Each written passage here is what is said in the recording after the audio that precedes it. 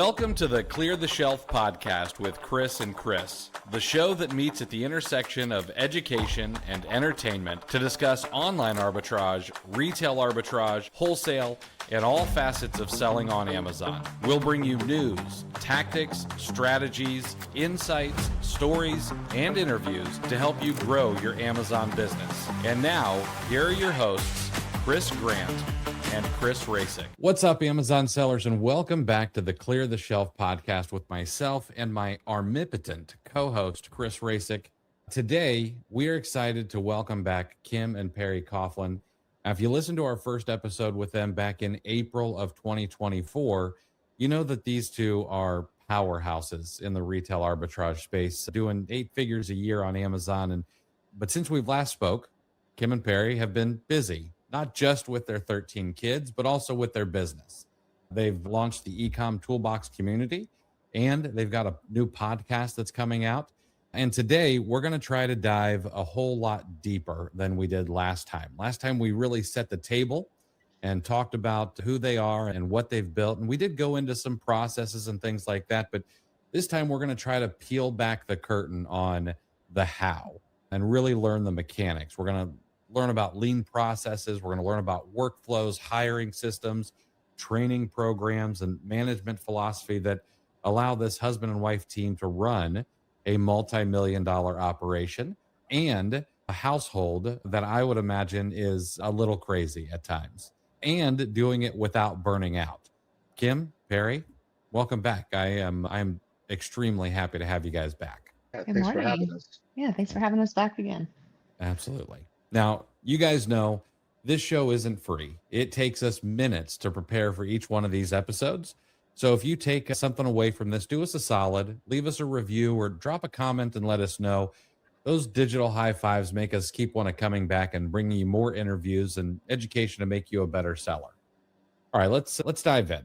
So, guys, the last time we did go pretty deep on your guys' backstory and how you got started. And for anybody who may have missed that, I'll make sure there's a link in the description.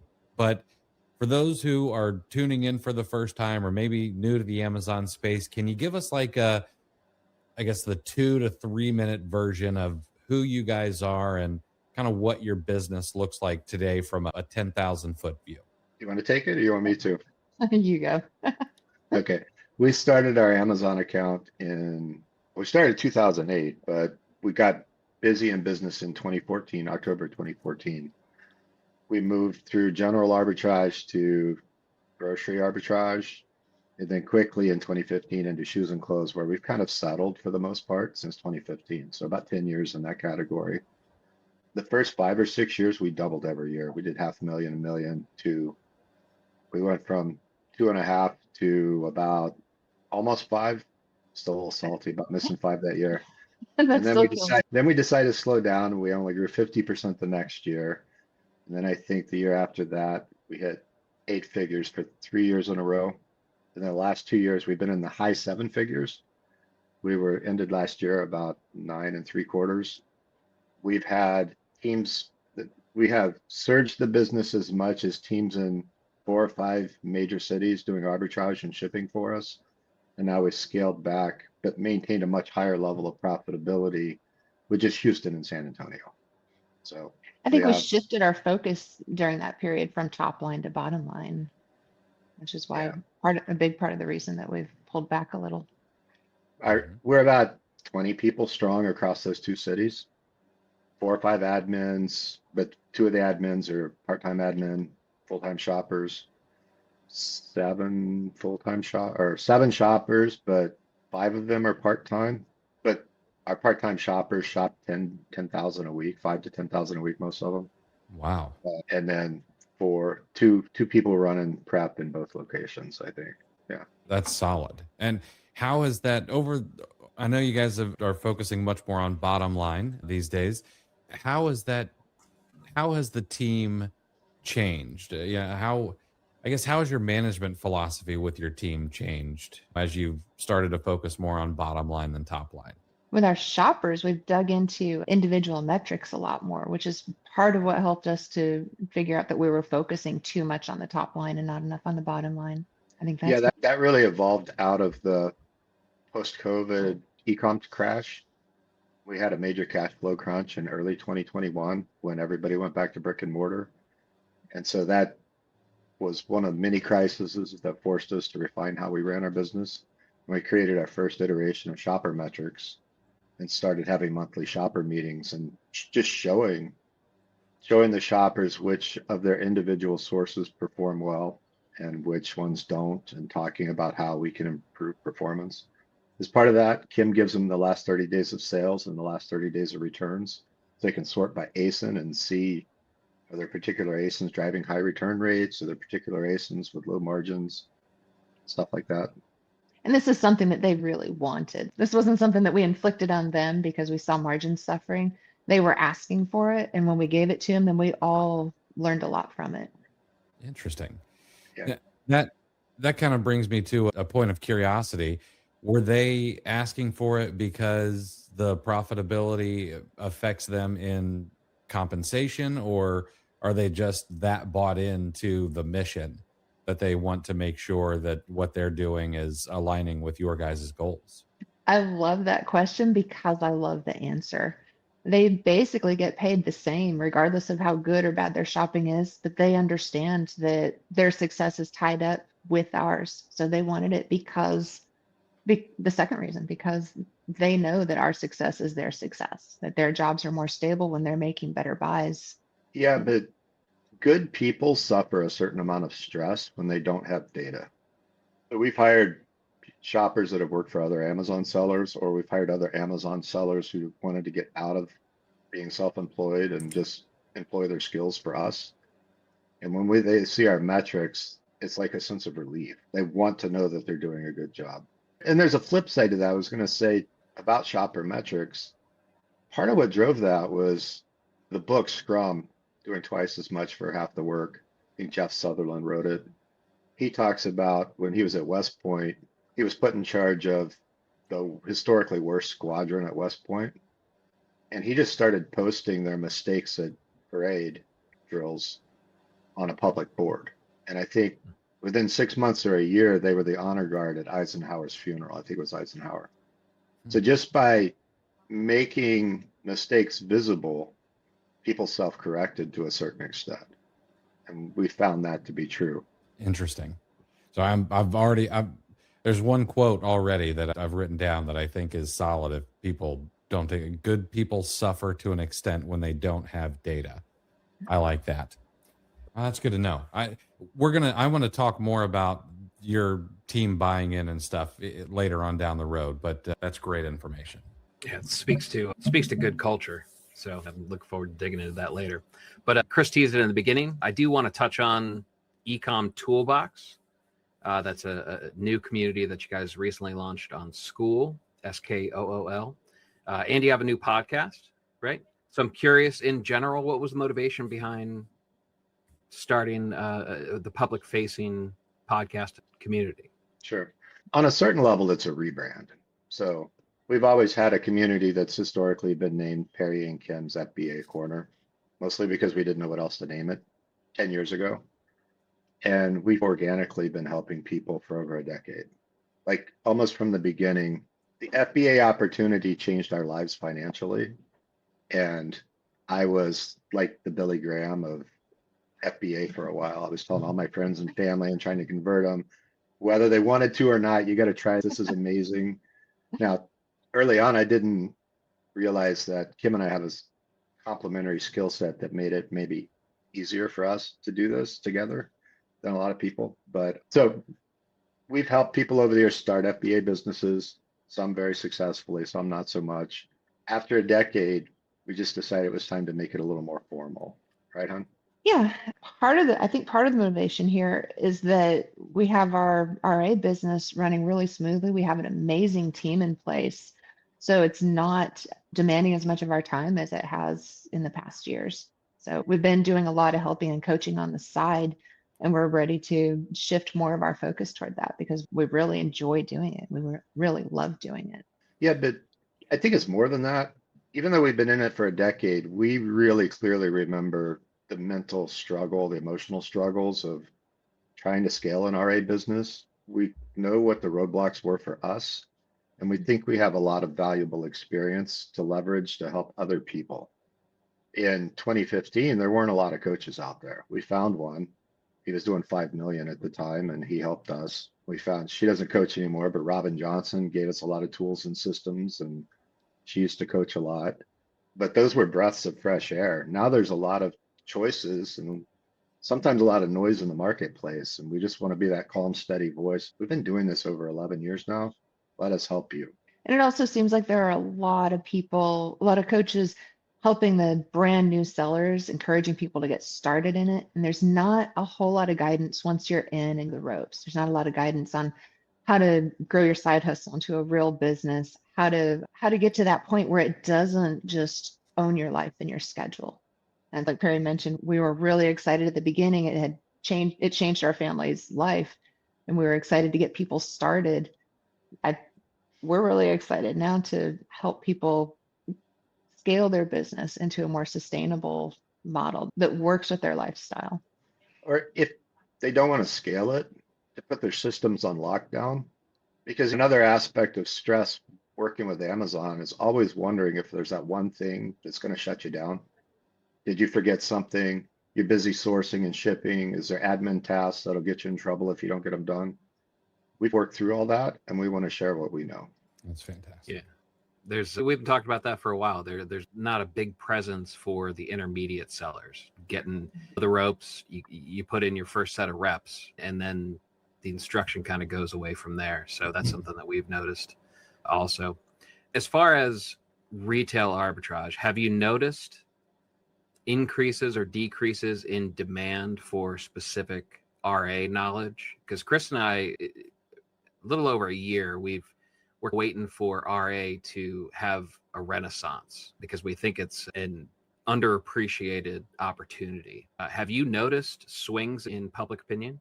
Yeah, I'm on Amazon Twitter, Amazon X, and the Facebook groups I'm in. I'm starting to see people like Steve French is a good example.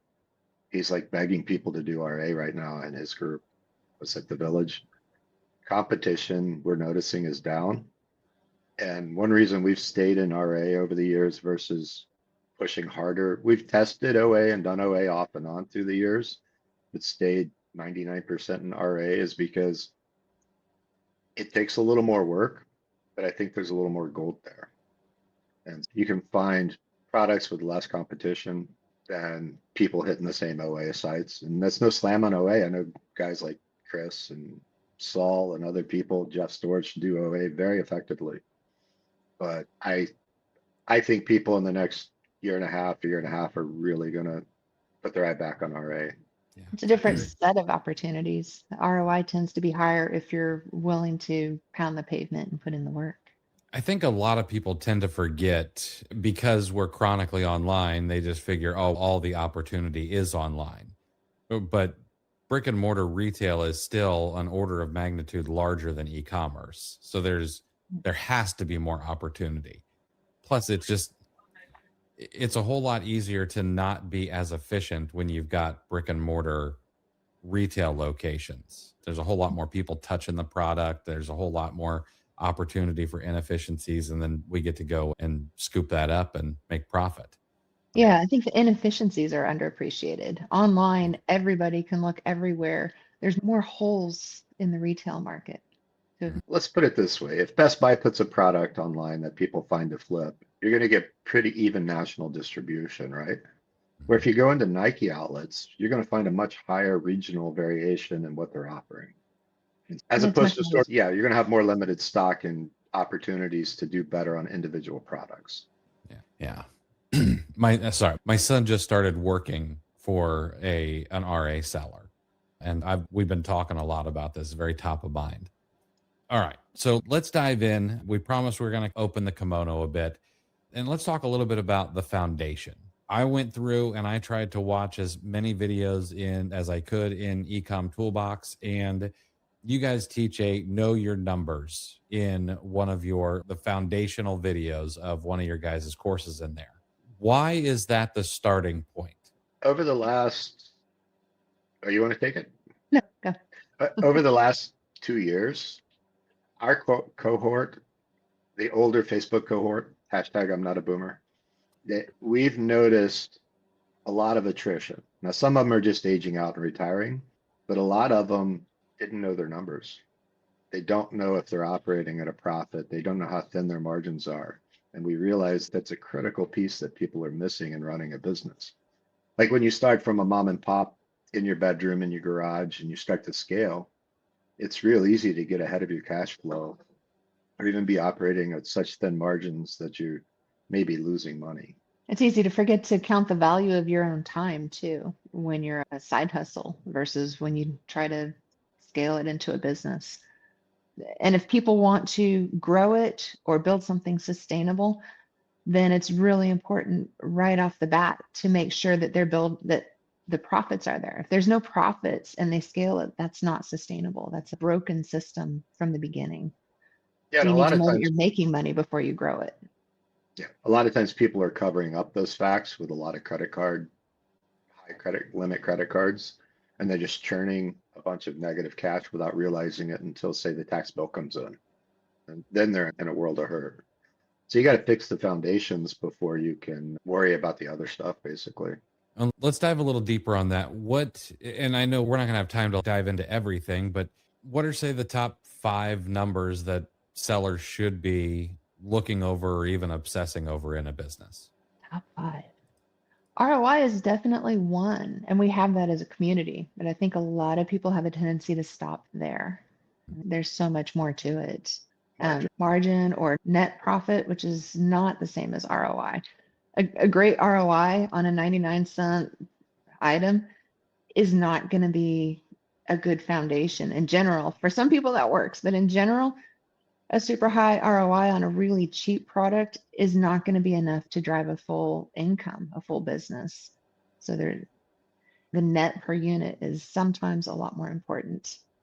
Yeah, some of the top metrics we track on the RA side are how much are we spending each week? Because there's a minimum amount of spend that you need to drive your business, maintain your business, much less drive it forward or expand it. We track. That's a good lead indicator to show where your business is going to go. We track our 30-day sales weekly. We track our payouts. We track, help me out. Velocity. Velocity is important to keep your capital turning. Where does your velocity need to be as someone who specializes in shoes and clothing compared to, say, when you were doing grocery? In general, it's a lot lower, but I don't think there's a set velocity that sellers need to target. What's really important is to look at their overall velocity, their trends in their business, and understand that if that velocity slows down, their capital is going to turn slower. They're possibly moving into a cash crunch, and be able to prepare for that, respond to that before it turns into a crisis. If their velocity speeds up unexpectedly, understand why it's doing that and what are the possible downstream effects. Yeah, and one of the ways we track velocity is unique to us. We've talked about it for years, but we look at what's the total value of our inventory at Amazon, and then what were our last 30 days, rolling 30 days of sales. We take that snapshot weekly and look at it as a ratio, because the closer it is in shoes and clothes to 1-to-1, the better your cash flow is, we've found. We also track how much money is unpaid on our credit cards every week. So is it at a zero balance? Is it a little balance? Is that balance growing? And then you look at your sell-through. That can be a really good indicator. Maybe your repricing's off. Maybe you forgot to do something in your repricing. Maybe you need to tweak your repricing.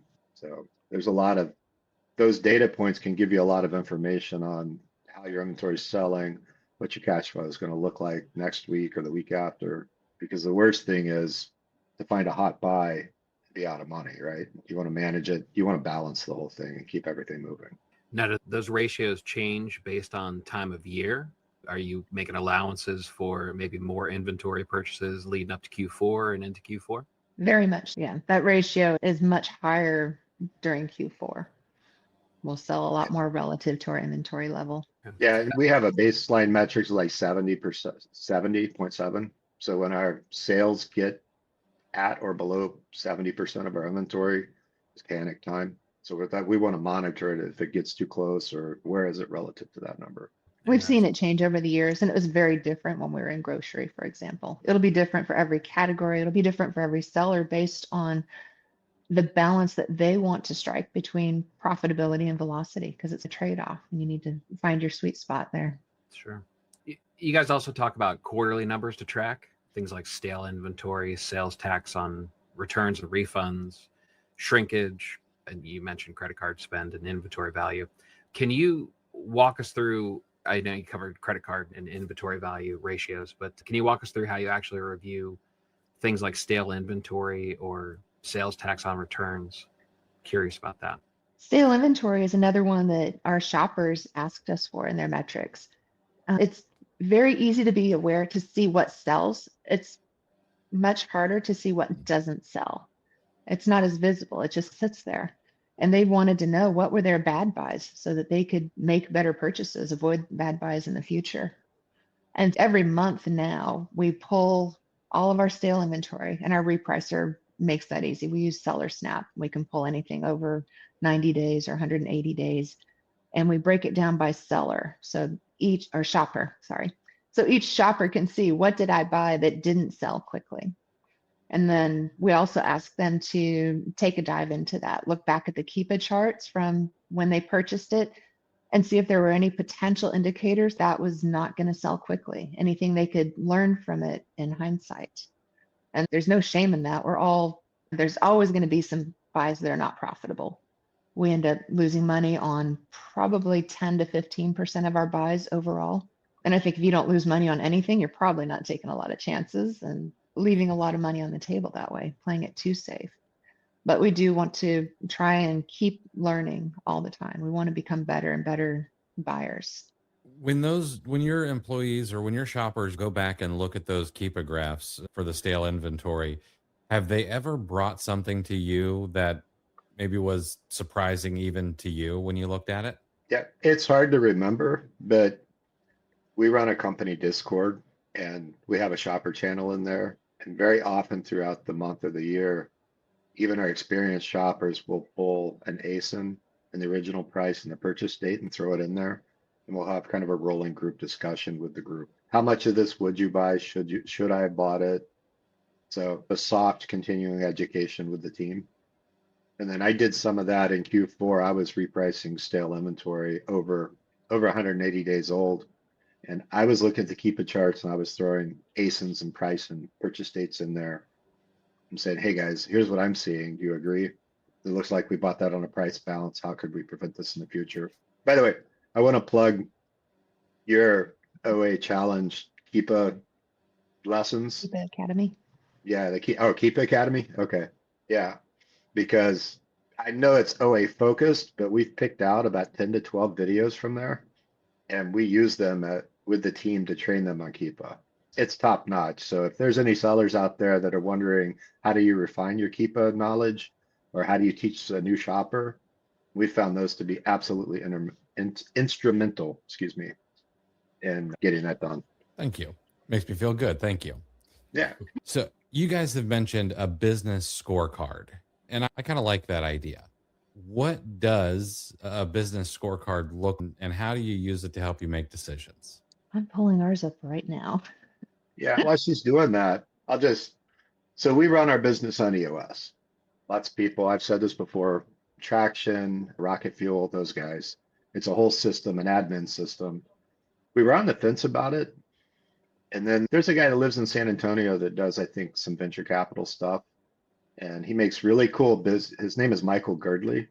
If you haven't checked out his YouTube channel, it is phenomenal because he'll take American business stories and he'll, like Panera, what went wrong, or Topgolf, what went wrong, and he'll do a half-hour walking video where he reviews the history and their business decisions. One of my favorite ones was Kodak and how they missed the digital camera revolution. Like a guy working at Kodak built a digital camera and they went, now we're a film company. That'll never take off. Yeah, super fascinating. But I heard Michael Girdley do a half-hour podcast with someone else talking about how he runs like 10 businesses on EOS and his personal life. And I was like, okay, we've got to look into this deeper. EOS tells you to develop a scorecard for your business. And here's the thought experiment. if you're on a beach sipping pina coladas and someone's going to walk up with an 8.5 by 11 piece of paper, what numbers do you need on that piece of paper to tell you if your business is running well or off track? So with that in mind, now the complicating factor is they tell you it should be leading indicators. And what we found in Amazon FBA, especially, damn near every number that you find is a lag indicator. You're measuring things after they happen and they're not predictive. The way a 13-week rolling cash flow is predictive, right? The cash flow model might be predictive of where you're going. But we did the best we could and we drilled in. And some of the numbers we just talked about for inventory health, those are on our scorecard. All of them are on our scorecard. So if you got the scorecard up, you want to. I do. So we start with sales, top line sales, which is some people say that it's a bragging number, but it's also a really good indicator of where you are in the moment. We look at that. We look at our spend because that's probably our one and only lead indicator. Our spend over the last 7 days. Our team has each shopper has their own individual budget, their min and max that they're expected to spend over the course of 7 days. And as a team, they've got a cumulative total. So if they're hitting between the bars on that amount, then we know that our sales, our inventory level and our sales should be pretty consistent. From those, we look at our inventory value. So we also look at the ratio that we had talked about earlier between our sales and our inventory. We look at our margin. I like margin, and we also look at our Amazon payout as a percentage of our gross sales. And those two numbers give us a lot of insight over time into whether Amazon fees are increasing or decreasing, especially that payout percentage. We had a lot of new fees come out over the last couple of years, and they've been confusing. They've been really complex, and it's hard to understand how they impact your bottom line. But looking at our Amazon payout relative to our total sales lets us see that our overall fee burden has not really increased. And that's been encouraging to us. So we know that. Sorry, that's a huge thing. Yeah, and this is something that we added right around the time that they rolled out the inventory placement fees and what was the other one? The low inventory fees, because we understood how complex it was going to be. And then we were able to go backward and we filled it out for a year previous to that to give us a baseline. Yeah, it was really encouraging to us. And it also tells us that if our cash flow starts suffering, it's not because our fees increase. There's something else going on in our business. So that was a really important one for us to add. We also look at our account health week over week. It's kind of like whack-a-mole with all the inauthentics coming in and going out. And we've always got a few on the board. The board is almost never completely clean, but we like to see that it didn't just suddenly skyrocket or it's not creeping higher and higher. We look at our returns rate. And this, ideally, there should be, EOS says there should be 5 to 15 items on this scorecard. Ours has grown a little and needs to be pared down because we have more than that on here. Okay. But in fairness, we're running kind of 3 different businesses on this scorecard. We've got our Amazon business, our small Walmart business, and now we're adding metrics for Ecom Toolbox. Yeah, so that's true. That's true. If you count just the individual businesses, we're still well within the metrics there. Yeah. So we look at our returns. We have pretty high returns because we're in clothes and shoes, which is another thing that actually brought us to the category. It was scary to a lot of people. There's a lot of emotional impact from those returns, and it scared other people off. And we love those barriers to entry. We were able to break down the data and see that it's still a very profitable category as long as you manage the returns, keep an eye on them, which we do. And we have some other numbers. Looking at our returns number across the scorecard here, 8 weeks ago, we had a return rate as low as 10, or 1, 2, 3, 4, 5, 6 weeks ago, early December, return rate was 10.1. And this last week, it was 20.93. Like Chris's question about sales and spending being seasonal, we expect it to spike in January and February. We expect sales to shoot up so fast in early December that the returns, which are a lagging indicator from 30 days before, those are the return rate on our November sales, which were smaller than our December sales. So in proportion, they're going to look smaller. That's why we average our return. We do the individual week, but then we average a rolling 4-week return rate to give us a more accurate picture of where we're standing. And we expect a lot of variation in these numbers, but if we don't understand why it's varying, then that's a motivation. That's a trigger to dig deeper into the data and see what's going on. Do you remember a time when you didn't have year-over-year numbers? What was it like looking at those numbers for the first time? We actually didn't start tracking these numbers until we'd been in the business for several years. So we were able to go back and pull them historically. Okay. So that was But good to be able to start with a baseline. what we did do before the scorecard was way more firefighting. Oh crap, our profit's way down this month. Okay, let's go drag up the returns numbers from the last 60 days and have to pull all the reports each time. Didn't have a system for it. So then we look at our returns numbers for a couple days and forget about it. Now they're just right there week after week. Yeah, and each of these numbers is, a team member is responsible for each of these numbers. So it's not just me pulling all the data. It's not just Perry digging into all the data. This is a group effort with our team. This is where we usually tell single operators, it might be burdensome for you if you're doing all the admin, all the shopping and all the sourcing to do it weekly. Find a tempo that works for you. Maybe you do it every month, but do it regularly. It's a discipline, like working out, like your nutrition, like anything else in life, reading a book every day. This is a discipline that you've got to cultivate in your business to be successful. Find the tempo that works for you and then pull it on a regular basis. It's like doing 1 push-up a day takes as much discipline as doing 50. Once you start doing it monthly, it may lead to more questions and you'll do it every other week and then weekly. So you have more data. But start somewhere. But also, if you're not shipping every single day, if you're in a smaller business, a newer business, we had a lot more ups and downs. So our numbers were a lot more, what's the right word? They flexed a lot more. Erratic, yes. And so a lot of these numbers would not have been meaningful on a weekly basis earlier in our career. So for some businesses, it does not make sense to try to pull them weekly. It's not even something that you need to aspire to right now or feel guilty about not doing. Monthly might make a lot more sense for a lot of sellers. As we've evened out the curves and established a daily cadence in our sourcing, in our shipping, in our touches in the business, then these numbers will tend to move weekly. There are a lot of numbers that we don't track that often because there's no meaningful movement and it just becomes noise. Yeah, that's an important point. There's a difference between having the numbers and truly knowing the numbers. Yeah, I like that. Especially this time of year with New Year's resolutions and stuff. I like the advice that says it's not setting a goal of doing 50 push-ups a day. It's what can you do on your worst days? What's your minimum viable output? That's an important reframe. I like that. Yeah, just get on the floor and do 1 push-up and then see how many more you can do while you're down there. Exactly. You do far more once you just get started. The current landscape, 2026, this has been true for a while. We can't have guests on without asking about AI. It's just we're contractually obligated, apparently. Can you give us a breakdown? What do you use it for, if anything? What do you plan on adding? What does that roadmap look like for you guys?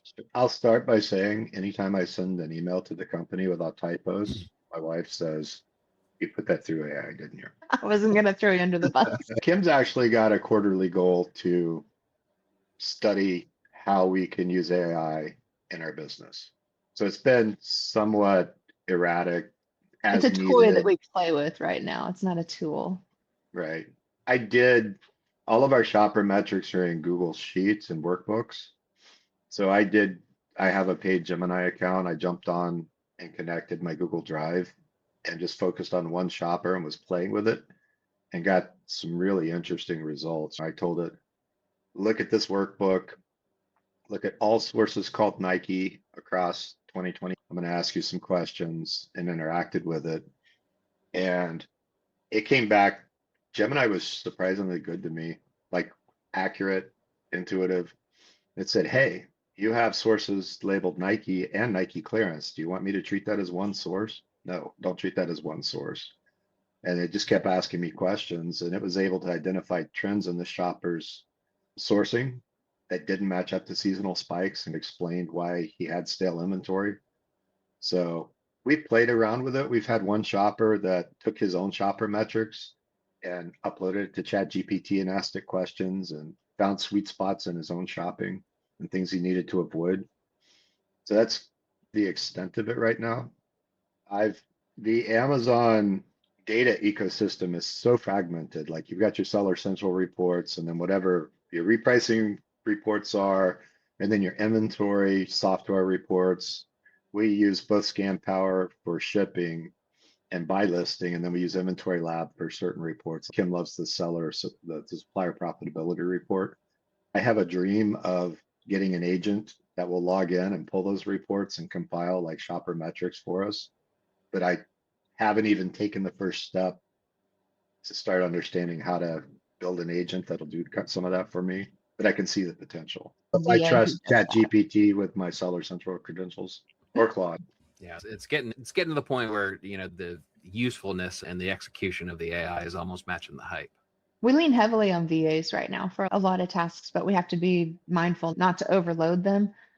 And also they have a lot of small tasks that fall into different buckets. And I think it would be nice to be able to pass some of those off to AI instead. So let's move to a little bit of like lean operations. And I know you guys, at least Perry, I Perry's see face light your up eyes there. get big there. In the past, like you and I have had conversations. I actually went and looked. We talked about spaghetti mapping on a YouTube live together 6 years ago. And you've also talked about like process mapping. So for someone who has never heard of that, what is it and how can we use it as Amazon sellers? Yeah, sure. So I was taught spaghetti mapping when I was running a 20,000 square foot distribution center for a small pick and pack warehouse. It is a way of creating a diagram of how your people and your product move through your physical process, very simply. And I can even send you guys my favorite simple 1-minute spaghetti map video, or I'll drop it in the comments when you publish this episode. You take a piece of paper and you draw a floor plan of your work area, and then you determine where the product starts. And so I do this with 2 different colors usually. I use one color like brown for product and green for people. And I'll make the map on one on top of the other because people often move around your process differently than your product. And so you trace a single unit of product through your prep process. You got your paper, process starts here, and we put it over here, and then we move it over here and take the labels off, then we take it over here and take the pictures, then we take it over here to bag it. And it just visually makes the waste of how you transport. So lean teaches there are 8 wastes in a physical process, and motion is the movement, unnecessary movement of people, and transportation is the unnecessary movement of product. And that's what you're looking for. And it's a super simple tool. It's my favorite example is the old Family Circus comics in the Sunday paper, where it would show Billy given a task and he would run all over and go play on the playground, run in the backyard, fly a kite. That's a simple explanation of a spaghetti map. You're seeing how stuff and people move through your process. Your process is just how you do your work, right? And you get this just visceral visual example of how you're unnecessarily moving people and stuff through your workflow. It makes me think of when we were clearing snow. We got a bunch of snow, and my 7-year-old daughter kept crossing in front of us and clipping us in the shins with her piles of snow. So we needed a spaghetti map. I didn't realize it at the time, but we could use one. So let's stay with the 8 wastes for a second. Can you give us examples of actual processes that you cleaned up that were revealed? Yeah, I've had a friend who has a prep center where he did wholesale and OA prep, and we used the spaghetti map and whiteboarded his process and found out that transportation is a common enemy in lean because people are moving stuff all over the place without even realizing it. In terms of our process, in where we are now, our current building, I tried to create a process that I thought was good, and I accidentally created a process where people were walking on top of each other and moving stuff around more than they should. That was one. If you've seen any of our videos of our workstations, you'll notice that we set our workstations up to minimize motion. I our team, when you're at the prep station, you have everything nose to knees and within reach of whatever job you're doing. So you're not having to walk up and down the prep line. You're not having to turn around. Just trying to think. Our current process is kind of a tight circle. You come in one door, you receive the stuff, you put it on the back wall. As they prep, it moves closer to the prep station, first in, first out, goes straight down the prep line, and then sits by the door it came in once it's in the box and ready to go. So those are some high level examples. You could But also talk a little about when we had the on-site workshops. yeah, that's what I was going to say. I was blessed enough. So in between my warehouse job and getting full time into Amazon, the guy that taught me lean offered me a consulting job. It's part of our backstory. That's why we started Amazon. I was flying out of town to do lean projects. I mostly ended up in Fort Wayne, Indiana. Nice town, but I don't live there, and my family wasn't there. And when Amazon got big enough around 2021, 22, I was able to hire my old mentor, the lead consultant on that consulting team I worked for, and he came in and did, it was a 1 week workshop, but because we couldn't shut the company down for a week straight, we did it in 3-day chunks. He flew in from North Carolina 3 days at a time, and we put the whole company through lean training at the time. And which was a cool moment. My boss was working for me, but we got the entire team together, everybody affected by my bad process, and spent half a day and collaborated, and we're able to work out this new tight workflow that has stood up for 4 or 5 years now. We ran our returns process through that. We actually did a lean project on our eBay business at the time and found out we had lost like $6,000 over a quarter. And that based on the scale at the time of our FBA operation, our warehouse was worth about $150 a square foot, and we were losing money on eBay and had enough inventory that it was taking up what could theoretically be another entire prep line, which was worth 2 or 3 million in sales on Amazon. So of There was a course, heavy opportunity cost for running eBay out of our warehouse. yeah. So that one project caused us to scale back and get really efficient about our death piles, our return process. I know that's very general stuff, but I find people, how do I explain this? If you don't know what waste is, then you don't know how to get rid of it in your process. Once you know what the 8 wastes are, which is an acronym, downtime. So you've got defects, overproduction, waiting, transportation. Gosh, I need to pull that up. I should know this better. We've got posters all over the warehouse. Non-utilized talent was the N. Transportation, Inventory. inventory, motion, and extra processing. Yeah. So we've also used lean with the idea of extra processing in mind. So find and get rid of steps in our process that we thought were necessary, but we were doing them just in case. The example I like to use for extra processing is you don't hire a finish carpenter to cut your studs. Studs can have like maybe a 16th or an 1/8 of an inch variance, and it's fine. Finish carpentry has to be like on the money. Some of the extra processing we've cut out over the years is we just gave a coaching client a tour of our warehouse last Friday, and he was surprised to find out we don't take the MSRP tags off. We used to. So the little tear tag on the bottom of the Nike label, we used to cut those off. We don't do that anymore. We used to put rubber bands on every shoe box. We don't do that anymore. We found out that it doesn't add value. Amazon doesn't require it. The vast majority of Amazon customers don't notice if it's there. So you want your prep to be good enough to meet Amazon standards because they're your customer, but you don't want to do more than you have to. Does that answer your question? Yeah, that's great. I know we're in process, but I want to just dip out to mindset before we get too far away from this moment. Just talking to people, I get the impression that sometimes the mindset is a little bit slower to transition than the business, because we talked about earlier the emotion involved with selling. And for a lot of sellers out there, a lot of I'm sure our audience, it's a side hustle. So it has, not to be cheesy, but it has hopes and dreams, and it's a gateway to a better life. So you almost like by default attach emotion to it. So I want to ask about specifically the moment when you had the consultant come in and you discovered that your process was wrong. Can you talk about the mentality that it takes to accept your mistake, accept instruction, and be a business owner rather than an emotionally charged side hustler, if that makes sense. Yeah, sure. Part of it in that case was that I'd always been the lean guy in the company, right? And so now I know that Jerome, the guy we brought in, knew a lot more than me. But part of it was I had to remind myself that my team was the subject matter experts. Like they might not know lean, but they knew their job.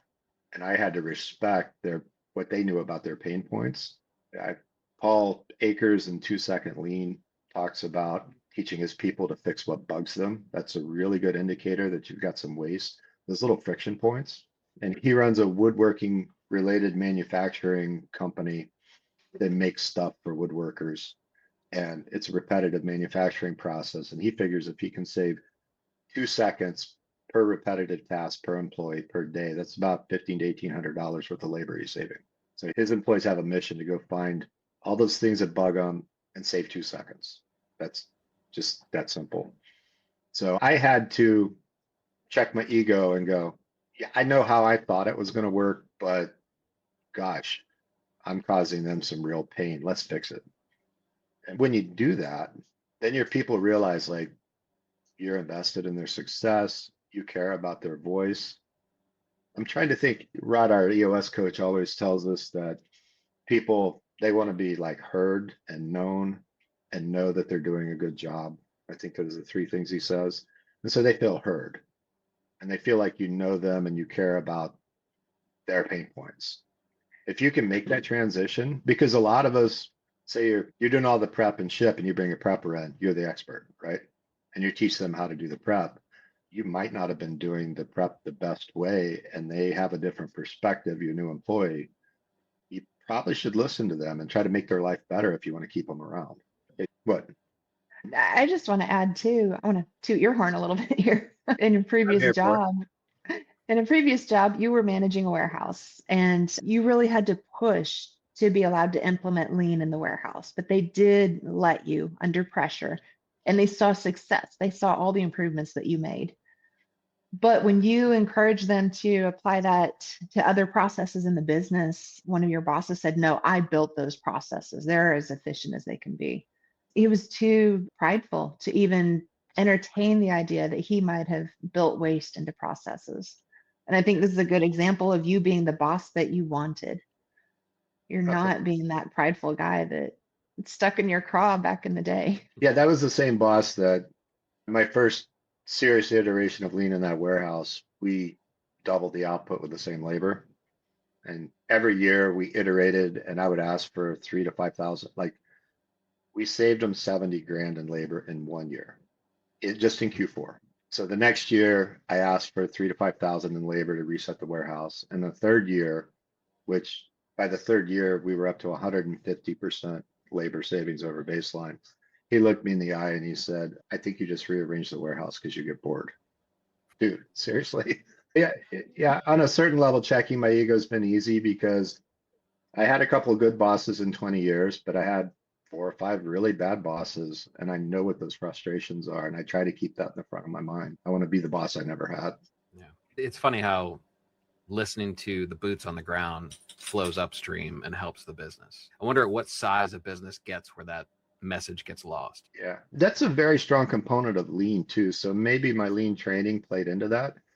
Lean comes out of the Toyota production system. Toyota is Japanese. So there's a lot of Japanese words in as you learn lean. Well, in Japanese, the Gemba is the shop floor basically. And when lean gets implemented in a culture, managers are told to go to the Gemba. And I've even read stories of lean, high-level lean consultants in Japan that will take a manager out and draw a circle on the floor in the middle of the production process and make that manager stand there with a clipboard and just observe for 8 hours straight. Being in the work. Kim and I just recently listened to Walter Isaacson's biography of Elon Musk. I don't know if Elon's had lean, but he lives a lot of lean principles. When there's a problem, he makes problems visible. I think it was the Tesla plant. He set time metrics for each step of the manufacturing process in his control center. He put up a board that whenever manufacturing got outside of however many units at that step they needed to produce, it went red on the board. And then he would go to the shop floor and spend however much time it took to figure out the problems to get that manufacturing step back into tolerance. So being on the floor in the work, observing, helping, solving problems is critical to business success, really. I'm pretty sure they talked about the 5 whys in that book too. I think Yes. there has to be Right. some lean. I don't know if that's formal lean or his Asperger's, but he gets on the floor. He's like, why are you doing that? Why are you doing that? Who designed that? And he actually makes every step of a manufacturing process be owned by the engineer that designed it and documented who called for that process so that there can be accountability, which is a theme through all of our numbers, right? Someone's responsible for reporting the number, but then you're responsible for the work that generated that number. Yeah. Love him or hate him, Walter Isaacson did a fantastic job with that book, and everyone should read it or listen to it. It is like 700 pages, so you may want to listen to it. It took all the way to Tennessee and half the way back to finish it. Yeah.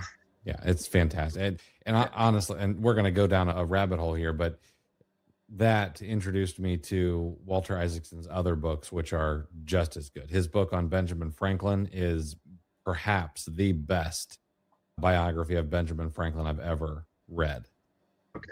I'll have to look at it next. I'm working my way through Ron Chernow's George Washington biography, which I highly Also recommend. great. That's a really good one. Yeah. So some guys they're in their Roman era, and I like the founders. So we live in an era where like CAD scaling is what everyone wants to do, but it's not really how a solid business is built. And I was wondering, can you talk us through the transition? You guys mentioned putting out fires quite often and having to be reactive. How long does the transition take from being that firefighter to putting the processes and documented workflows in place? Yeah, I think this is a good point to emphasize. I don't want people to be intimidated when they hear us talk about our systems, because we didn't sit down and take 6 months and build like this framework that we're going to run our business. A lot of times, each one of our systems evolved out of a crisis where we did root cause analysis. Kim referred to the 5 whys. It's literally just asking, why did that happen 5 times to get to the root cause of something? And then the third step was saying, what do we need to do to make sure it doesn't happen again? It's very much like a plan of action for Amazon, but it's a plan of action for your business. And so we created all these micro systems that at some point we did organize them into, say, a scorecard, right? But let's just take like how we've handled receipts over the years. We used to have piles of receipts, and then we got an inauthentic, and we said, oh crap, now we have to go scan all these receipts. Why did that happen? Because we were procrastinating. What can we do to prevent it? We can just create the discipline where as soon as we come into the warehouse, the garage, it was in our garage originally, from sourcing, we're going to scan every receipt before we unload the car. And make the process as frictionless as possible. Yeah. As error-proof and frictionless as possible. So don't obsess with, oh, I've got to build all these systems they're talking about. Just as you come up to a problem, figure out a way to do the work. This kind of comes back to spaghetti mapping. Like you want your product to flow with minimal touches through your business, but you also want your information to flow through with minimal touches through your business. Not to rabbit trail too hard, but it also ties into buy listing. We meet a lot of people that still don't build a buy list. They just buy it all, come back, and then they scan it one at a time. Well, when you're in the store, what information do you have? You have the source, the number of units you're buying, how much you're paying, how much you think you're going to pay for it. How much you think you're going to sell it for? Yeah, or that's what I meant. How much you think you're going to sell it for. And in most scanning apps, if you just hit a couple buttons, now you've recorded that. You don't have to look it up on the receipt. If you create the discipline when you come in the warehouse with your receipts, or as soon as you make an OA order, you archive it in the appropriate cloud storage box by month or by store, however you do it. When you get that inauthentic, when you get that brand review, you don't have a year's worth of receipts to dig through to find everything. There's no panic mode. It's just in there. And every So, time we run into a problem, if we can't find all the receipts for an item, beyond just how do I find this one, it prompts us to go back and ask, where did the system break? Why was there a problem in the first place? We'll do some Yeah. troubleshooting and then we'll fine tune the system a little bit to make sure that the process happens smoothly and reliably. Yeah, so in large part, it's how you respond to small issues and large issues as they come up. And can you create your own version of a system that keeps you from having to go through that pain again? That's how we got our Yeah. systems. Yeah, you don't have to solve all the problems in advance. You can solve them as they happen. Yeah, which is something new sellers do. They try to get everything out on the table. But yeah, there's something to be said about figuring out what happened and putting a process in place so it runs smoothly the next time. This is one of the big mysteries to me, because I think mainly because every time I get together in holidays, like I picture the Thanksgiving table, I always have to seem to explain what it is I do again. And if my family doesn't get it, it seems like a mystery on how I would explain it to a prospective employee. So I want to talk about hiring a little bit. So you have an interview flow chart, if I'm not mistaken. Can you walk us through that process of how it works and how you developed it?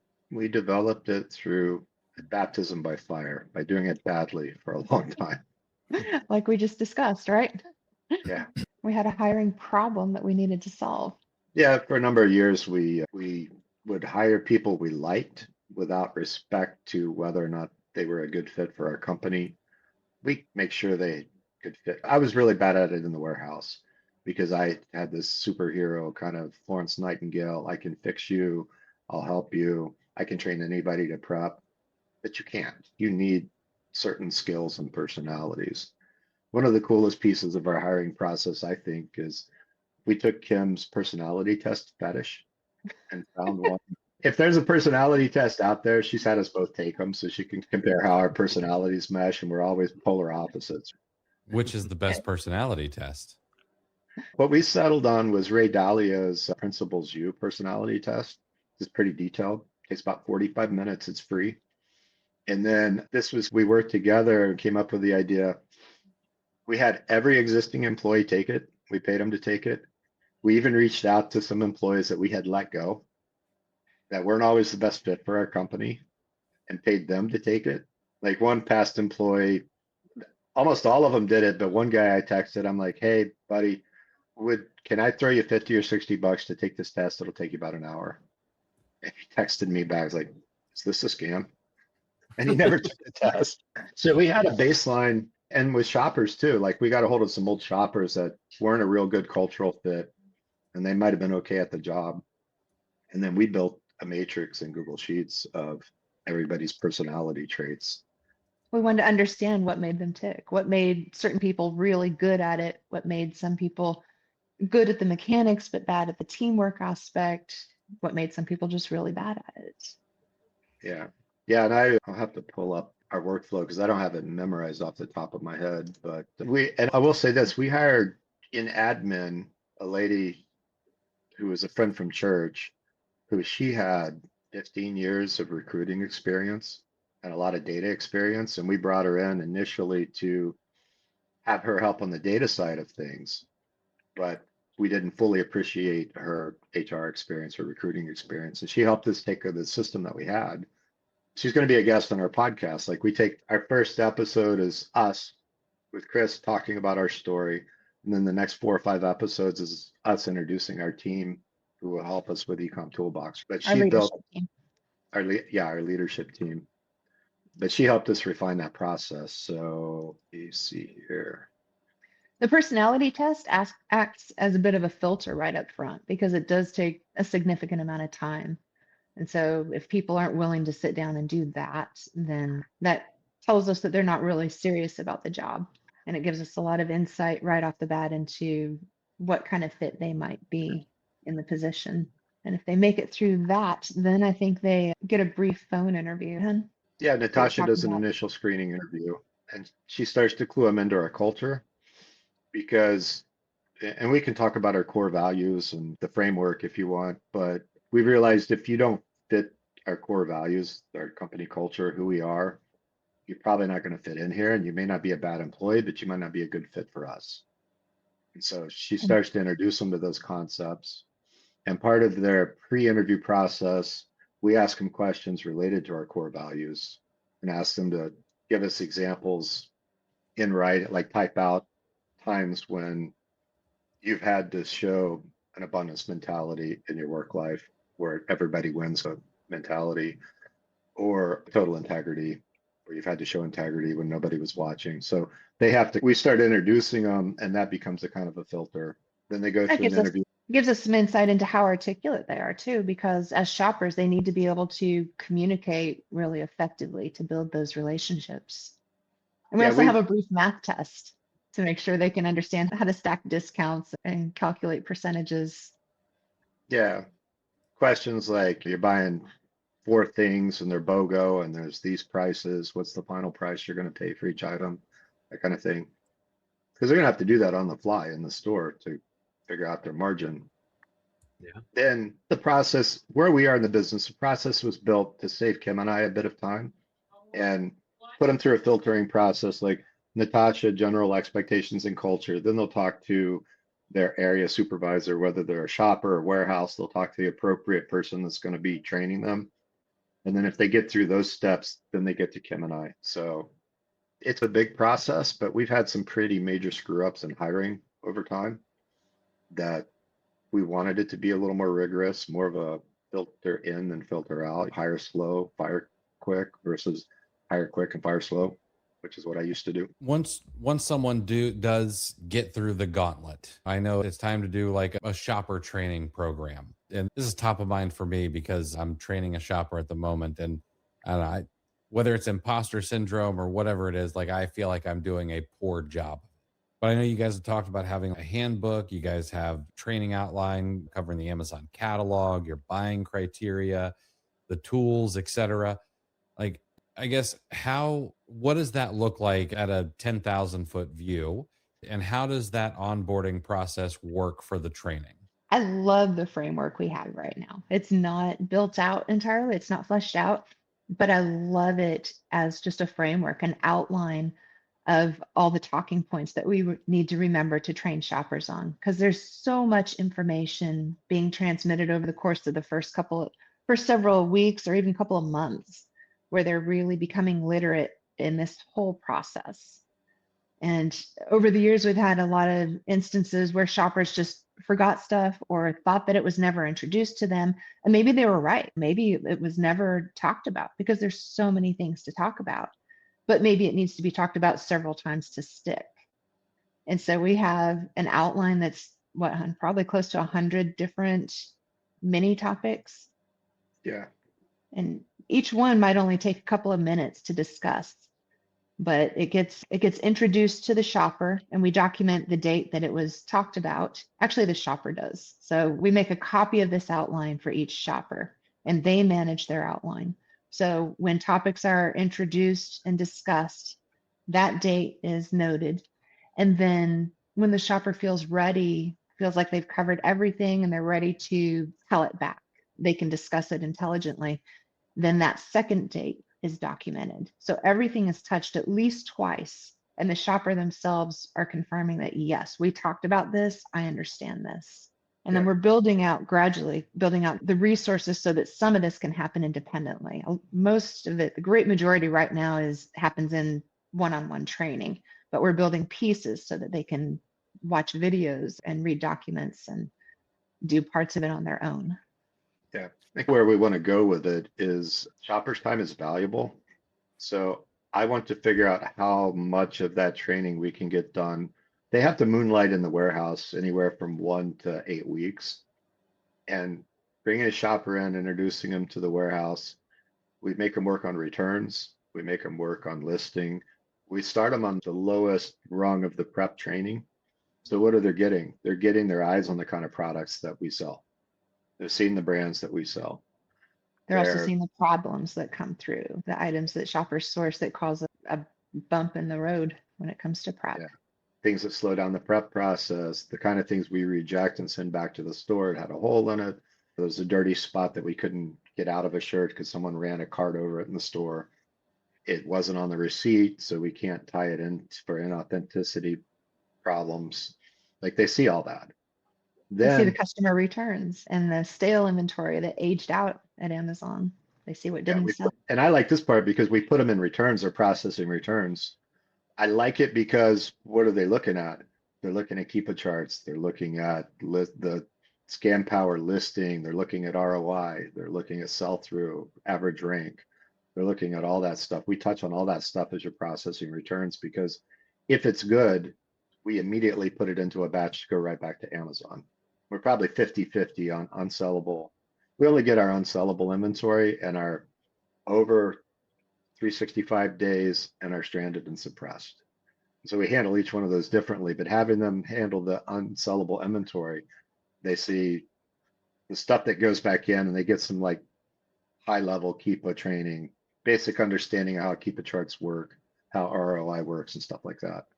But we want to figure out on that shopper outline, how much of that can we do in-house between me and our warehouse manager, Kelly, and even some of the warehouse workers. We've got a great team right now that I could probably send them out to shop, but they're too valuable in the warehouse.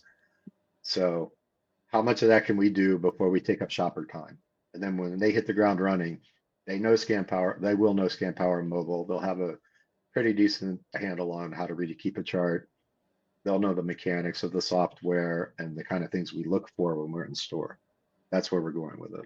And I will say at the bottom of our shopper training outline lives that list of Chris Grant's Keepa Academy videos. We make them sit down on their own time and watch through them. And we also use them in our shopper meetings. So With their initial education and continuing education for our shoppers. There's always something to pick up with Keepa. So yeah, the Chris's Keepa stuff is slept on. Yeah, it's important to know. Kim, in school, you have a session on shopper training. So you talked about the initial steps. Is that essentially what field ready looks like, or is there more to it? What would you consider working backwards? What makes a shopper field ready in your eyes? So they spend a couple of weeks in the warehouse, as Perry mentioned, getting familiar with the inventory itself. And then they go out with another shopper.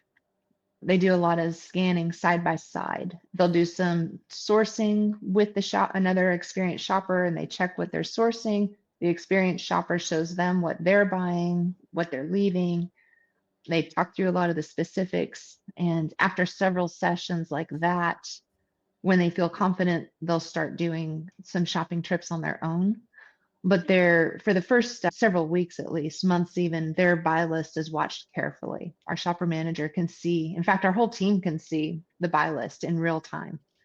That's one of the things that we keep open so that they can be learning from each other as they're out there. They can see what others are finding.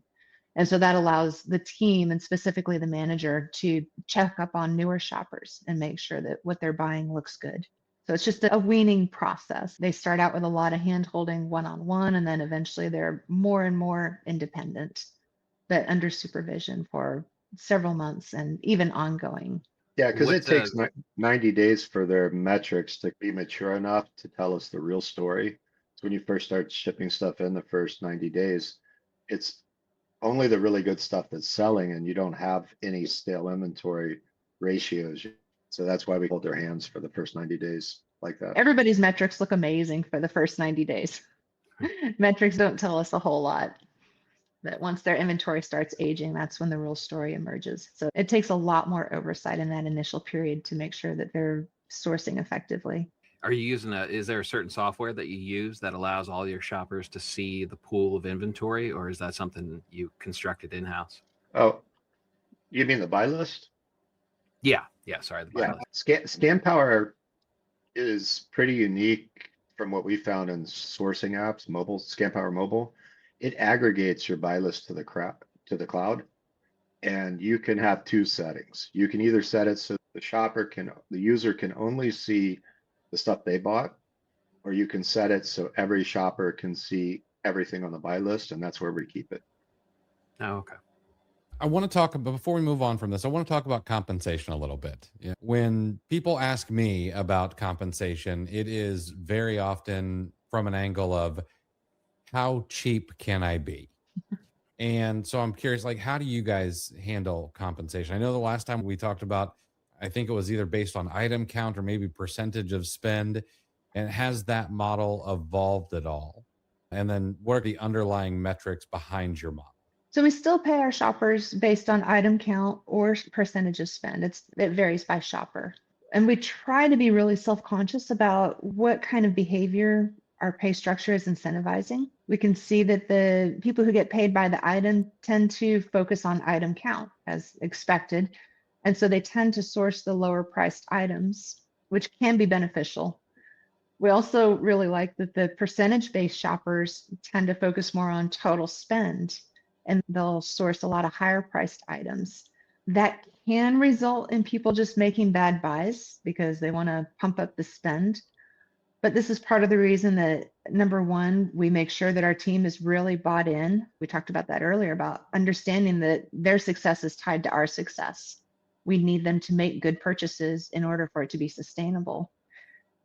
But also we've instituted some bonuses on top of the basic pay. And we use the bonuses to try to further incentivize behavior that's going to be profitable to the business overall. Yeah, and they've been shockingly effective too. Yeah, there's a lot of psychology at play here, I think. It brings out everyone's competitive nature. So it's not just about the amount of money that we're giving out, but also they just want to win. They want that recognition of being the best. So we give bonuses right now based on, I think, 7 or 8 different factors at every monthly meeting. And we hand out cash to the winners. And it's a really fun time. It's good to see how the awards are spread across the team and celebrate when people win. And it drives everybody to do better. And it also keeps, because they're on our side, they're our team, they're on our side, it keeps the real targets in front of them. So it's not just about your item count. It's not just about your spend. Here's what really helps the business. It's reinforced every time we have one of these meetings. I like that. Now, was that baptism by fire too, or were you intentional about the bonus? How did you line up the bonus that you offer the shoppers to the result you wanted for the business in the big picture? It was very intentional. It was a way that we thought of to incentivize their purchases in the right direction, realizing that pay structure alone can result in slanted purchases. Even in somebody who is entirely honest, who's entirely on board, it was important to keep those top goals in front of them. So the top goal isn't just to buy the most pieces. It's not just to spend the most dollars. It's to get the best ROI, the highest net per unit, the best velocity, the lowest error rate to keep the warehouse moving effectively. It's all the things that keep the business healthy. We tried to structure our bonuses in a way that point them toward that. Could we touch for just a moment before we move on from this on what your minimums are in your business? What is the net profit they need? What are the rules around sourcing, especially when it comes to shoes and clothing? Yeah, sure. It's, as I say this, keep in mind it's and, not or. So I think for clothing, because of the shipping placement fees increases, it's $8 or $10 net and 50%. So I don't want you to bring me $100 item with an $8 profit. But also don't bring us a $2 item with a 50% net. And then for shoes, I want to say we raised it to $18 and 50%. But the wrinkle there is we flip-flops and slides, like we let them use the $8 minimum because they tend to be lower. Yeah, the refund rate is much lower on those. And children's shoes, I think we also have a lower limit. Yeah. So we try to keep it simple and straightforward, and often they're able to find inventory that's much better than that. I think their average sourced ROI is 75 or 90%. Do you remember? It's over 70 for sure. I think you're right. I think it's close when to they source it. That's not what it sells at, obviously. Mm-hmm. But I think you're right. I think 90 is at the time of purchase is the projected ROI. Obviously that slides. That tends to slide, which is why we have the minimums in place. And someone spending $4,000 a week part-time, it'll be easier for them to keep that higher number, where someone who's spending 20 to 25,000 a week might have to push the limits a little bit, but that's why we have minimums. We're fine with, as long as they're meeting the minimums, we're fine with that. Are there any subcategories that you make them stay away from? For example, I know I have a few friends who sell shoes and clothing, and they stay away from women's shoes just in total. Do Dress you guys shoes. have anything like that? Dress shoes? We do very few dress shoes, very few. We do women's sneakers. We do a lot of athletic, but dress shoes and dress clothes, we don't do a ton of. Skinny So jeans are another one that we're very selective. stretchy skinny jeans, stretchy skinny pants. We avoid those like the plague. And any shoe or clothes size that overlaps with youth sizes, so the really small ones. So I think men's under size 7 and women's under size 5.5. The small people, I'm not one of them, but small people can know that generally that they can go into the youth department and pay much less for the exact same style and model in a youth size. So they tend to sell slower. Women's extra small athletic stuff, we don't touch that. Yeah. I never would have thought of that.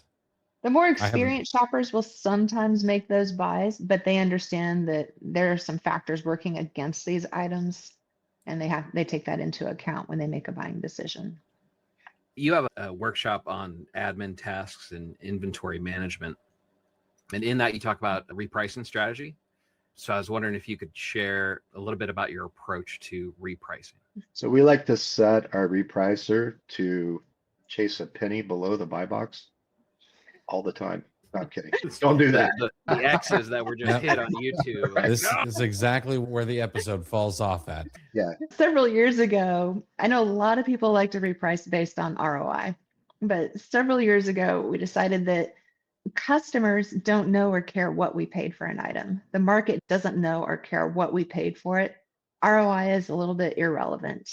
We like to price when we purchase an item.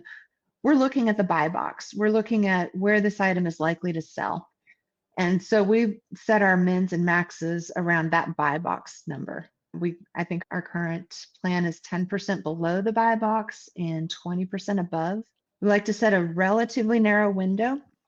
There's a lot of times there's potential to sell at a much higher price, but we have found that keeping that max price reasonable makes it much more likely that it's going to sell quickly. Too often I've seen max prices set way too high, and items inventory gets old. It doesn't sell, even though you're the only one selling it. You're in the buy box and it doesn't sell for months and months. And that can be because your max price is set too high, and just keeping that max at a reasonable point makes it far more likely that it's going to sell quickly. So we like to keep our velocity up that way. So that's our initial repricing right out of the gate. And that was an evolution, this putting fires out, that we came to that conclusion, because when we started, it was set your repricer at 30% ROI, and you could actually sell, it was before high price errors, so you could sell stuff at 150%. If you set your max 150% above your list price. And then over time, we realized that high max prices was throwing us out of buy box contention too much. So we started bringing the max down to a more reasonable level.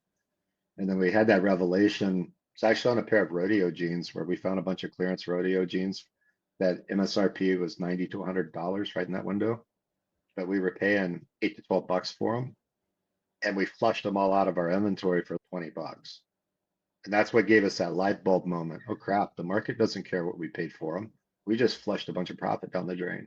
So let's tighten that. And then I'm going to throw it back to Kim, because you have to manipulate. If you do that, you have to manipulate that window over time, because the market ebbs and flows. We all know that. And prices tend to drop over time. So tell them what we do over time to keep that window in the sweet spot. So if an item hasn't sold after 30 days of being in stock, at that point, we start nudging the price down. And that's if we haven't sold any of them. We might have 5 or 10 in stock, or we might only have 1. But if we had 0 sales in the first 30 days, we will bring down the min and the max by 5%. And then the following week, if it still hasn't sold, we do it again, and we continue until we get a sale. And then that resets that 30-day clock. So if we have 10 in stock and we find the price window where we can sell 1 or 2, it'll stay in that window as long as they keep selling. So we're giving it 30 days to sell at that full price, and then we start nudging it down, bringing the max down as well as the min, because either one of those could be the problem. And then we also do some repricing on older inventory. We had previously started at 180 days, but now that Amazon charges much higher fees at 180 days, storage fees, we started hitting things harder at the 90-day mark. So if we have any inventory that's over 90 days, and regardless of whether we've sold some or not, if it's still there, we bring them in and max down another several percent, depending on our velocity, how much of that inventory is hitting that mark. We'll bring it down somewhere between 2 and 5% per week until it sells. And That's interestingly, relatively new for us. So we're in I think we just started it late November, early December. So we're in the testing phase on that to see the 90 what day it mark. does to our inventory over 90 days. We're trying to get that 0 to 90 up to 95% if we can without hurting our profit margin. Yeah, we've done it successfully with starting at 180 days for quite a while now, but moving it back to the 90-day window is new. If I could ask a clarifying question there. So now that you guys are doing that, since Seller Snap will tell you how many units are over that 90 days and how many units are, say, under, let's say you have something that's has 5 units that are less than 30 days old and you've got 4 units that are 92 days old. Once you sell through those 5 units, are you going to try to nudge those prices back up, or are you just going to let it ride to get through that inventory? We rely more on our shoppers for that. If they're actively restocking a SKU, when they're out in the store, out in the field shopping, if they see that our price is lower than what it should be based on the market at the time, then we have a Discord channel where they can put in a request to have them in and max bumped up on it. And that's something Now, that our VA takes care of daily. So it's another process that we've put in to correct an issue. Yeah, it's another fire we put out, and we put a process in place to fix it going forward. Yeah. I just want to say about the repricing, a lot of times we find that our older inventory is selling at our max price. It just didn't sell until we brought that max down to a reasonable level. And it's often still very profitable. Now, Kim, when you said you anchor your repricing based on the buy box, how are you defining the buy box? Is it the current buy box? Is it a 7-day average, 30-day average, or what are you looking at when you say the buy box? One of the things we train our shoppers on is to look at all those factors. They look at the buy box right now, but they also look at the 30-day average and even longer time frames to make sure that they're not buying and pricing based on a dip or a spike. What she means is our list price, to simplify it. Whatever we listed it at, and we rely on the shoppers to look at. So just a huge plug for ScanPower Mobile. He pulls in the Keep It API and builds his own Keep It chart in the bottom half of below the fold on the mobile screen. And there's 4 buttons in there. It's 30, 90, 30, 60, 180, and 365. And you hit those buttons and it pulls the average rank and average price above the fold, but also expands and contracts the Keep It chart below the fold. So they can quickly see those historic ranks and prices and get a sense of, are we on a seasonal spike? Will there be a seasonal spike? They can get a sense of where the buy box is going from the data on the screen and set a very intelligent list price. So, and they understand also that there's going to be a min set at 10% below that. So when our shopper sets that min price, they're considering that it could sell as low as 10% less than that, and they adjust accordingly. Very interesting. You guys, I've heard you guys talk a little bit about holding some inventory, like maybe some Kohl's clearance or something like that, and not for a year like Toy Investor or some other folks, but maybe just 4 to 6 weeks, kind of let the prices settle a little bit. How do you make that decision to decide what inventory needs to be held versus what needs to get sent immediately? the vast majority gets sent immediately. We rely on shopper expertise with knowing stores and store pricing. And so we have one shopper that she knows when a couple of her SKUs goes on sale, it's the lowest price of the year. And she'll buy as much as the store will sell her. And then we replenish from that stock as it sells. And it's on her. The way we've set it up is she'll bring it in. We'll list it as merchant fulfilled inventory and hold it in our basement warehouse. And then when she's in the store, she's, oh yeah, let me scan that. We sold 5. There's only 1 in stock. When I go in tonight, I'll add 5 of those to my buy list so we can replenish. That's how it works. And it does, but again, it's a very small percentage. We rely on shopper expertise to manage it. And bit us last year because our North Face shopper went all in on clearance coats in the summer. And by the time the season came around, we're all hard gated on North Face. So off to Walmart it went. I want to add here, you mentioned that we listed as merchant fulfilled. That's another example of a process that was created to solve a problem. We had inventory in the basement that was held, and it was just that we didn't want to send in a whole lot of units at once. We were holding them back so we wouldn't pay storage fees unnecessarily, among other things. And we had bought, I think, many months worth of inventory because it was a really good sale. But we had another shopper, a different shopper, who saw that we only had a handful in stock, and she went and bought some. So we ended up with more stock than we wanted on those SKUs. And so we brainstormed, how can we make it visible to other shoppers that we have inventory held back? And that's where we came up with the idea of listing them as merchant fulfilled, with no intention of selling them merchant fulfilled, but so that the inventory is visible to our other shoppers. If it does sell, we'll ship it and we're happy to get the sale. But the reason that worked is because, again, ScanPower Mobile, it will show you everything in your buy list, everything in transit, everything in your merchant fulfilled inventory, and everything in your FBA inventory, as well as your returns and sales based on that button I told you about for the Keepa chart. If you click 30, it'll show you your last 30 days of sales. If you click and 30 days of returns, 90, 180, 365, so they can get a picture of the velocity of the item as it sells and see everything we're holding in stock, merchant fulfilled or FBA. That's interesting. Now, Kim, I too am a big fan of the supplier profitability report. We touched on that earlier. Can you talk about how you use that report, what its importance is in the business? That report is the backbone of our shopper metrics. We had to hack it just a little bit. So instead of just putting the store that items are purchased from, we put the shopper name and the store. And that will let us break down everything by shopper and by store. So we use that. What's that? In our source. So every source is Justin Nike, Christy Nike, Miguel Nike. So we can pull individual metrics on the shoppers and the shopper supplier profitability. And then I love that report specifically because it gives return information too. It's integrated in there and you can see how the returns have impacted the profitability of that source, which is very important information for our shoppers. And on hand inventory. So Yes. you can see how in your time date range that you select, you can see how many sold, how many were returned, and how many are on hand, and get a estimate of velocity at the source level, by the shopper level. Which is another factor. That's another factor that we reward on is the shopper's velocity. And it's something we encourage them to look at when they're making sourcing decisions. How quickly is this source moving for me? Yeah, that's what I was going to ask. Have the shoppers made any significant adjustments based on that report, and have you made any adjustments based on that report?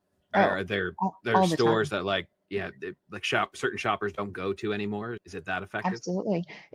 Yes, that, but also like our benchmarks and baselines in our company scorecard, we encourage shoppers to look at it and dig into the data. If they see a source that's not doing well, it's not just a matter of, oh, don't shop there anymore. It's why is this not doing well? What is there a problem here that I can solve? We know that if they don't shop a source for several months, then all the good stuff is sold through and there's nothing left but the dregs, because you're always going to have the better and the worse performing products. So you expect it to look bad if you haven't shopped it recently.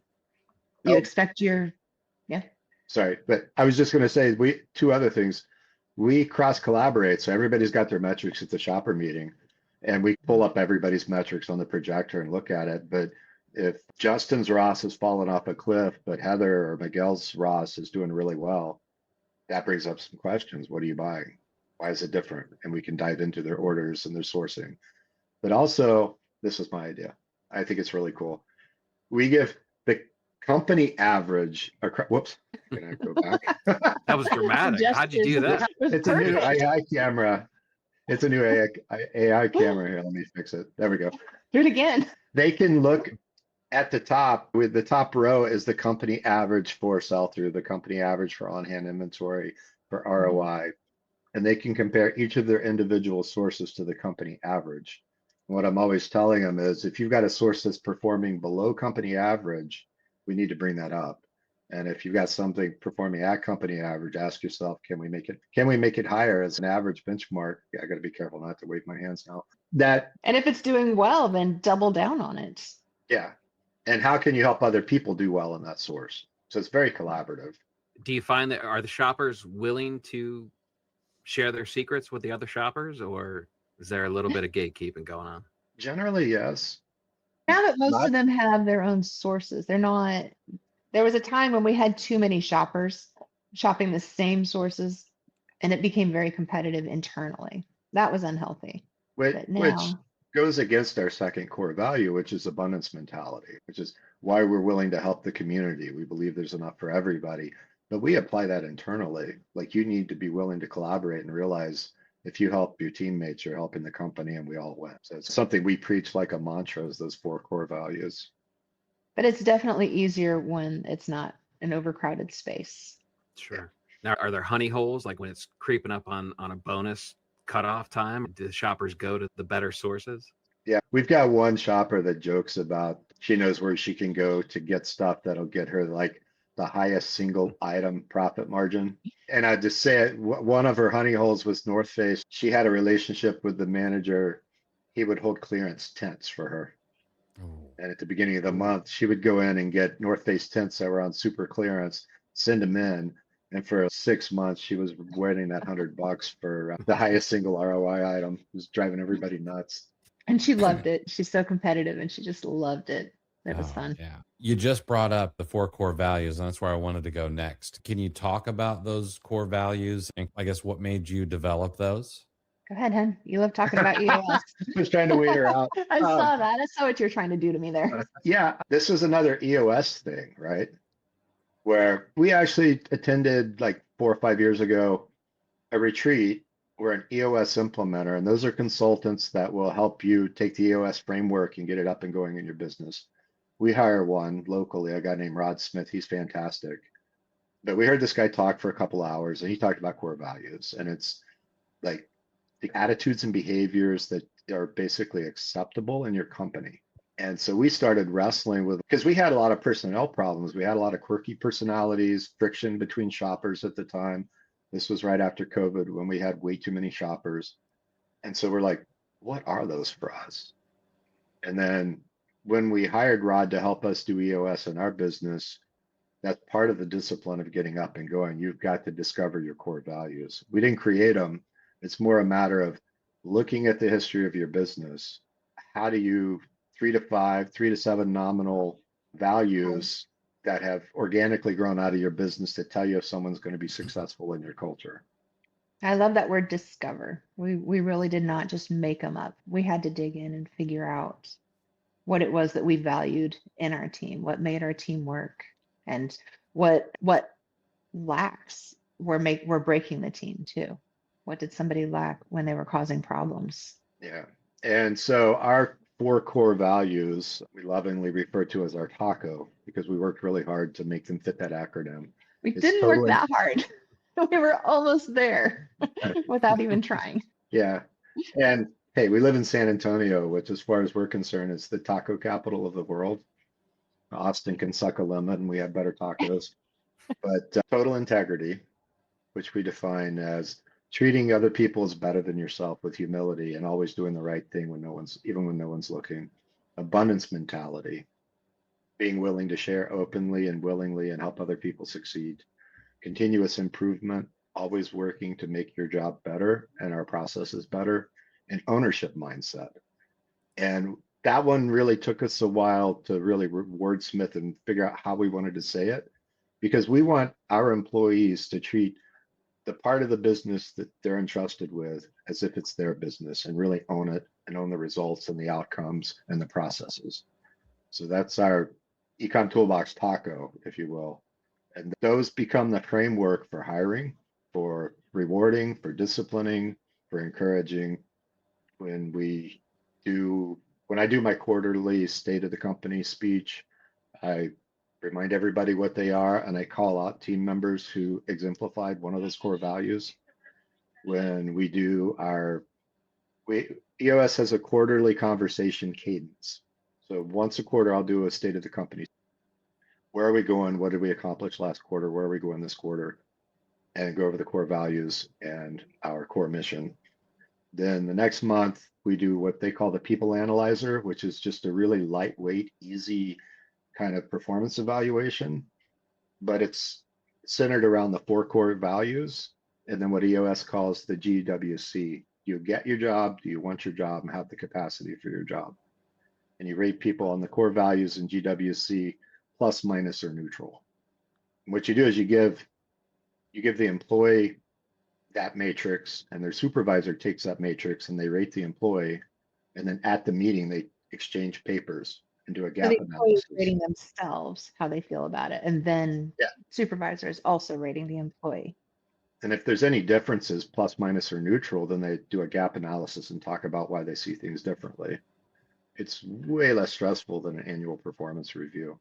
And then the third conversation is, we call it the 5-5-5, because you're supposed to talk about with the employee about 3 buckets for 5 minutes each nominally. But it's basically just a very casual conversation where the employee is sharing how they feel about the company culture, their job, where they want to go with their job. It's their turn to share, and the supervisor just listens. But the core values play a role in each of those conversations. And that's how you just embed it, like repetition. People have to hear things 7 to 10 times for them to really own it. So we just keep, and then we have them posted. We have them in the warehouse. We have them in the conference room. The core values. In my office. Yeah. You're going to use it to cover up the mess on my desk behind you? You're all set up this way. I forgot to blur my screen. That's fine. Yeah, those are our core values, and that's how we use them. And it's become a really effective tool for aligning everybody to our company culture. Now, you've talked about outside help, consultants, and go into things like the EOS retreat. Can you talk about the importance of outside perspectives and being willing to incorporate those into the business, and what role the outside voices have played in your success? I think that's a great question. Let me think about it. I think both of us not having a formal business background or education, right? Not a business background, but a business education. We're always searching for best practices, whatever the industry is. That's one reason I listen to Michael Girdley's business analysis. And that's why the Kodak episode caught my ear. Like, they missed huge opportunities. And I think it's easy for me as an RA, shoes and clothes seller, to get tunnel vision and not see other opportunities. So I'm always searching to broaden my perspective, whether it be some of the reason I listen to history books is because I think there's lessons from historical leaders that you can draw and find your perspective on how you're running your company. I think there's a book I read years ago. I've got it somewhere. I want to reread it. It's like The Business Leadership of George Washington or something like that, where they draw business parallels. The lean perspective, listening to people up and down the chain of command, being open-minded to other perspectives and shaping the best practices, that certainly played into it and made me open-minded. And then there's just really cool stuff like Kim loves James Clear, is it? Yeah, Atomic Habits. I love his newsletter. So when you find those gold nuggets, I really try to sit and take time to ponder, how can they apply to our business? How can they sharpen our perspective? How can they keep us fresh? Now, you've mentioned regular meetings on a regular basis, quarterly basis. There's a lot of structure to the back office of Perry and Kim. And then you just mentioned that you don't have necessarily a business background. So did stuff like lean management, EOS, did that click with you? Or is it a matter of just being so open-minded to and so coachable that you just adopted it and rolled with it? Or a combination of both, possibly? Did you hear that? He called me coachable and teachable. I was talking to Kim. Oh, sorry, my bad. I think we felt the chaos and we were victims of the chaos for several years. And we welcomed the structure. We were looking for a good structure, a good framework. And we were always working on building those systems, but it's nice when you don't have to invent the wheel for yourself. Is that fair? The way I would say it is, so my old warehouse where I learned lean, 20,000 square feet, 5,000 products, we shipped 80,000 orders a year. 30% of that came in the 3 weeks after Thanksgiving. So I was doing the fourth quarter hustle for a decade before I started Amazon. And I felt that chaos times 1,000 that most Amazon sellers feel. And lean got injected into that and made my life immediately better. So we brought lean into our business early on. Kim was sourcing through the week and shipping without me, and I'd come home and look at her process and be like, oh, let me help you. Let's tweak this, let's tweak that. And I slowly started making her life better, right? I didn't But as we always want the help, but it was paid off in the end. So I had that in the background, but we didn't know how to do the admin side. And EOS, as we became familiar with it, it became obvious to me there are other ways to run your business, but for us, this was going to be the administrative equivalent of lean, which is we use lean our physical processes, but didn't really know how to untangle the planning, the quarterly, the annual, the 5-year, the 10-year planning and goal setting and keeping people aligned. And kind of like a repricer, the best one is the one you use. That learn to use your tool, you use it well. We don't want to argue be cool and aura or worse than sellers not big. Get really good with the tool you have. EOS is the tool that we've chosen to run our business, and it works for us, and it untangled that chaos for us. So we had on the physical side, but we were dying by 1,000 paper cuts on the admin side, and it was causing friction in our relationship. We were arguing about big business decisions and where the business should go, and this just cuts through all of that. There's a very structured process for helping you figure out who you are as a company. Then the next part of that is setting 5, 10-year, they call it a BHAG, a big, hairy, audacious goal, nominally a 10-year goal. You need it. You need like a direction to travel in. And then you take that and create a 3-year goal. So there it goes again. You take the 3-year goal or the 10-year goal and say, what do I have to accomplish in the next 3 years to make that a reality? And then from that 3-year goal, you set an annual goal. And from that annual goal, you say, okay, what do I have to accomplish this quarter to complete that goal by the end of the year? So it's just very structured. It appealed to our sense of order. It works for us. It's allowed us to get aligned, make decisions. Helped us to prioritize and cut out a lot of the noise and busyness. Once you clarify a lot of those things, it becomes a lot easier to say no to really good opportunities that might not align with your long-term goals. And a lot of entrepreneurs fall victim to, you get a side hustle that's real successful and you start hearing about all these cool opportunities and you want to try everything. You need a framework to help you keep your focus. And that's become that framework for us. There's atomic habits, just focusing. You have your goal, but then you got to figure out how to get there. And then from there, you just focus on the process. Yeah, and there's a lot of overlap with the book, the 12-week year. There's a book called the 12-week, is the 12-week year, which tells you to focus on one quarter at a time. So we had just read that when we started up with EOS, so it just clicked with us. Nice. Yeah, you can't just hop on every opportunity bus that comes along. Yeah.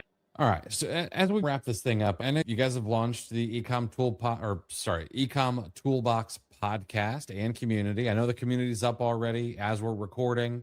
I know the first podcast episode is coming out. Can you give us your elevator pitch? What can people expect? Who is it for? And then where should people go to find everything out about it? I'm going to let Perry take this one. I want to hear how he says it. We think our sweet spot is people who have sold $100,000 or more over the last year, or $10,000 a month for the last 3 months. So while we love to help beginning sellers, we really want to help that intermediate seller who is putting out the fires and fighting the chaos, and they want to buy a little of their time back. We've been able to create systems and processes that have given us a significantly higher quality of life where the business isn't eating us alive. And we want to take our 11 years of Amazon experience and help other people find that same balance. I love that. I love how you said that. Yeah, that's very good. Now, but where should people go? Where do people learn more? Where do people follow you? All that stuff. Yeah, Facebook, our group is Ecom Toolbox. It's a free Facebook group. Yeah. Perfect. They can find me at P. Coughlin, PCOGHLAN on Twitter. Sorry, I'm looking for our page because we're mid rebrand from Perry and Kim. And so our Facebook page currently is still Facebook.com/Perry and Kim too, but you'll see the Ecom Toolbox brand there. We're going to be Ecom Toolbox on Instagram as well too. Nice. I'll And make we're sure to. Ecom_Toolbox on Twitter, but mostly I post from my personal Twitter page, and I'll be reposting Ecom Toolbox stuff. And then our And I'll make school sure group. Sorry, go ahead. Go ahead. I'm going to make sure to link to everything below, but your school Okay. group? Our school group is school.com/ecom toolbox. And that's where we're sharing resources, doing 2 live calls a week and posting some courses and other resources. Yeah, so every Tuesday morning we have an hour to hour and a half open mastermind. It's one part business networking, one part troubleshooting any problems that people bring. And then Thursdays, we'll do every other Thursday will be a topical teaching that we choose. And then the off Thursdays, we're going through our 5-week how to run your business course. So we're already building a lot of content, and we're posting the recordings for people to review when it's done. And the topics are based on people's questions and requests and suggestions throughout the week. I always love the time travel question. What's one thing you know now that you would love to go back and tell your younger self about the business? I think of 2 things right off the bat for me. One is that I went into it with a really short-term vision. It changes so much and so often that it was hard for me to imagine. Everybody says retail arbitrage is dead every year, right? It was hard for me to imagine that we would still be doing this 11 years later and going strong at it. Just that it's much, in spite of the change, it's much more stable than it seems. It's a sustainable business. And number 2, we talked a little about the chaos of the first several years when we grew so fast and didn't have all our systems in place. And it's always a growth curve. It's always changing. It's not static, but you get better at it. It's so much easier now than it was. Easier for us because we're better at it. I don't think the business is easier, but it fits us so much better now than it did when we first started. Yeah, and I'll go with 2 things too. The first one would be go slow to go fast. The old Army slogan, slow is smooth is fast. The first few years, I felt an urgency to just go as hard as I could because I felt like the opportunity was going to go away, and it hasn't gone away, and I don't think it is going to go away. So be methodical about your business. Cultivate those disciplines. There are disciplines like pieces of the financial planning and other things that I wish we had been more methodical about early on. And then, I lost my train of thought. What was I going to say? Oh, set fences around don't let the business consume you. Yeah. So the more methodical you are about the business, it was really fun, but we didn't leave enough space in our relationship and our relationships with our kids and our friends for the first 4 or 5 years of the business. It consumed us. We didn't mind, but it wasn't healthy. So have times to unplug, recharge, get Amazon out of your head, go take a walk, take your wife out for a date, go play a sport, go play Xbox. I don't care how you recharge, go recharge, set those hard fences. For us, it was, we stopped work at a certain time every night, have a standing date night outside of soccer season. It was a little challenging when the kids are playing soccer. We have those standing date nights, and we just don't We're a talk lot about more work. present for our kids now. Yeah. For each of you, what's one thing that you've read or listened to or learned in the past 6 months that has had a meaningful impact on either your life or your business? I'll go back to that Musk biography. I don't know how you do that many things and keep a passion for what you do, but he is in the details of what he does. And as we've grown our team, it's easy to let myself disconnect. And that's reminded me to stay close to the work, stay intimately involved in the problems and the processes that our people are doing, and don't just check out. Because we're in a sweet spot after 11 years. We have an excellent, I can't praise our team top to bottom enough. We've been really blessed to weed out the problem employees and recruit people that align with our culture. It'd be easy to check out. And I think that based on Musk's example of how he built Tesla and built SpaceX, especially, like that lesson just screamed at me, stay in the weeds. And then that Michael Girdley Kodak episode just slammed me upside the head, where he was like, don't miss the opportunities when they come. Wow, that was good. How do I follow that? Mine's going to sound a lot lighter.